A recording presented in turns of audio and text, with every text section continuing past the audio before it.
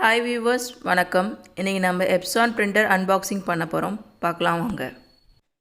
இது L6190 version.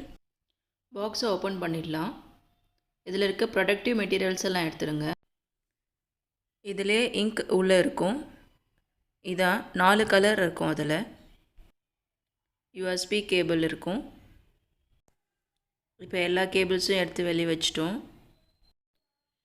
இப்போ ink எப்படி ஃபில் பண்ணுறதுன்னு பார்க்கலாம். இந்த 4 கேப்பையும் திறந்துடுங்க. அதிலே கலர் மென்ஷன் பண்ணியிருக்கோம். அந்த கலர் எடுத்து அதில் ஃபில் பண்ணிங்கன்னா ஆட்டோமேட்டிக்காக அதுவே ஃபில் ஆகிடும். மேலே லிமிட் வர வரைக்கும் ஃபில் பண்ணிக்கோங்க. இப்போ ஃபில் ஆகிடுச்சு, அதை க்ளோஸ் பண்ணிக்கோங்க.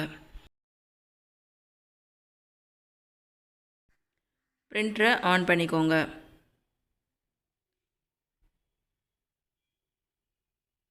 இதில் இனிஷியல் செட்டப்ஸ் இருக்கும், அதெல்லாம் ஃபில் பண்ணுங்கள்.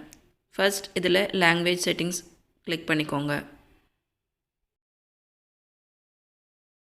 ஸ்கேனரில் இருக்க ப்ரொடக்டிவ் மெட்டீரியலை எடுக்க சொல்லும். அதை எடுத்துட்டு இந்த டன் அழிச்சிடுங்க.